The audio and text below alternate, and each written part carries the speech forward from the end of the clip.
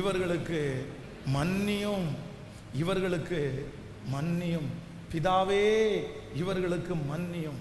ஆண்டவருடைய பிள்ளைகளே, இயேசு சிலுவையிலே பேசின முதல் வார்த்தை என்ன அப்படின்னா, தன்னுடைய சத்துருக்களை ஆண்டவர் மன்னித்தார், தன்னுடைய விரோதிகளை ஆண்டவர் மன்னித்தார், தன்னுடைய சரீரத்திலே அடித்தவர்களை ஆண்டவர் மன்னித்தார், தன்னுடைய முகத்திலே காரி துப்பினவர்களை கர்த்தர் மன்னித்தார், தன்னுடைய இரத்தம் முழுவதும் வெளியே போவது தக்கதாக தன்னை குற்றுயிராக்கின அத்தனை பேரையும் அந்த இடத்துல கர்த்தர் முதலிலே பேசுகிறார்.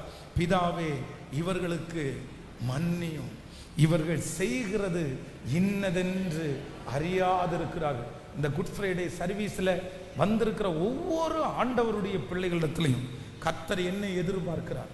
இந்த சிலுவையினுடைய வெற்றி உங்களுடைய இருதயத்திலே இருக்க வேண்டுமானால், நீங்கள் சிலுவைக்கு சொந்தக்காரர்களாய் மாற வேண்டும் என்றால், இந்த சிலுவையினுடைய அத்தனை ஆசீர்வாதங்களும் உங்கள் தலையின் மேல் வர வேண்டும் என்றால், நீங்களும் நானும் செய்ய வேண்டியது ஒன்று.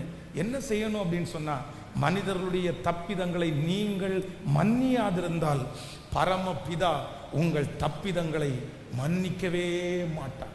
நீங்களும் நானும் எத்தனை தவறு செய்திருக்கிறோம், எத்தனை தப்பு செஞ்சிருக்கிறோம், ஆண்டவரிடத்துல எத்தனை டைம் போய் சாரி அப்படின்னு ஆண்டவரிடத்துல கேட்டிருக்கிறோம். ஆனா ஆண்டவர் எல்லாவற்றையும் நமக்கு மன்னித்தார்.